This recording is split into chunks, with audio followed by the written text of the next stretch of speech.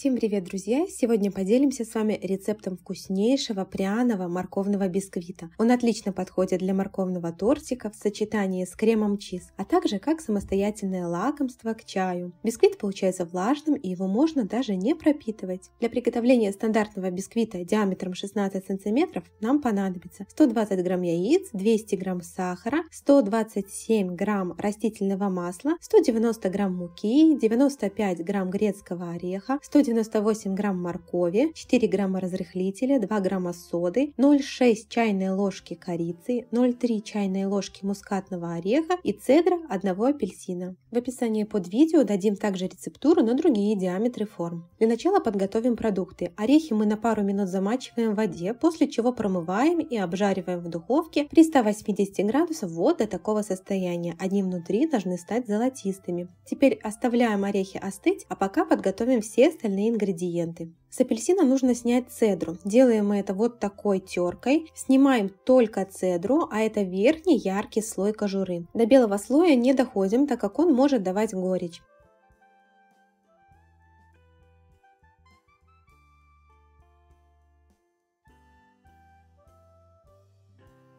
И теперь сюда же натираем морковь. Отставляем в сторонку, а пока подготовим все сухие ингредиенты. Здесь у нас уже просеянная мука, также добавляем соду и разрыхлитель. Вносим пряности, а это корица и мускатный орех. Перемешиваем ложкой, чтобы равномерно распределилось все. Орехи у нас почти остыли, и теперь нужно убрать излишки кожуры. Берем небольшую часть орехов и просто перетираем их в руках. Полностью кожура не снимется, достаточно примерно вот до такого состояния. На некоторых орешках ее останется больше, в этом нет ничего страшного.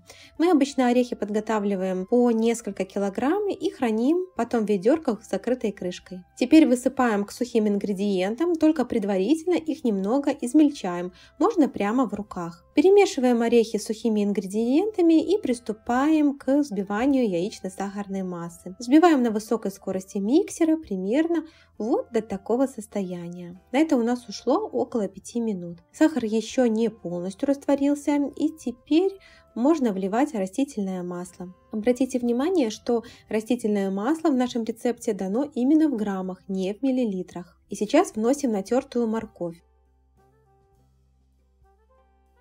Перемешиваем миксером буквально 10 секунд. И сразу вносим одним этапом сухие ингредиенты, перемешанные с орехами. И теперь замешиваем тесто на низкой скорости миксера около 30 секунд.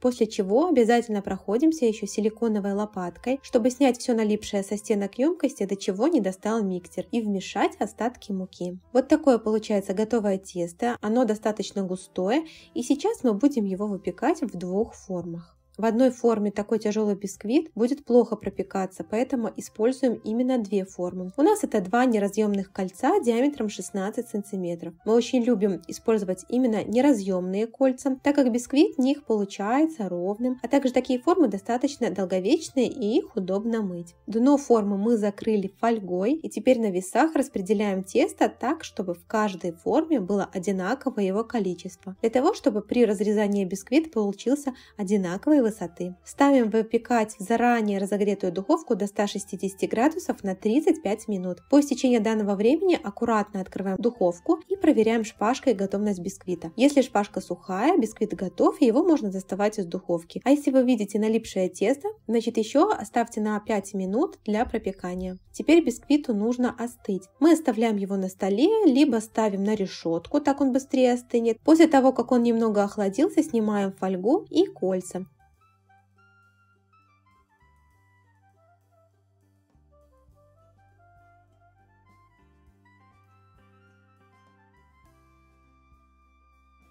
Если вы планируете приготовить тортик, то обязательно нужно закрутить бисквит после его остывания в пищевую пленку и отправить в холодильник для созревания минимум на 6 часов. Так нужно делать с любым бисквитом перед тем, как собирать торт. Если начать сразу же склеивать торты из неотлежавшегося бисквита в холодильнике, он будет крошиться при нарезании и пропитка будет плохо впитываться. А если вы готовите морковный бисквит просто к чаепитию, конечно же ничего охлаждать не нужно в холодильнике, а можно сразу приступать к нарезанию на кусочки и наслаждаться вкуснейшим пирогом. А если вы ни разу не пробовали морковные пироги и торты, обязательно приготовьте такой бисквит, вы точно будете удивлены его неповторимым вкусом. С вами была студия кондитерского искусства «Сестры». Не забывайте поставить лайк за рецепт и подписывайтесь на наш канал. А также напоминаем вам про наш инстаграм-канал, где мы делимся дополнительной полезной информацией и нашими работами. Ссылка будет в описании под видео. До новых встреч в новых роликах!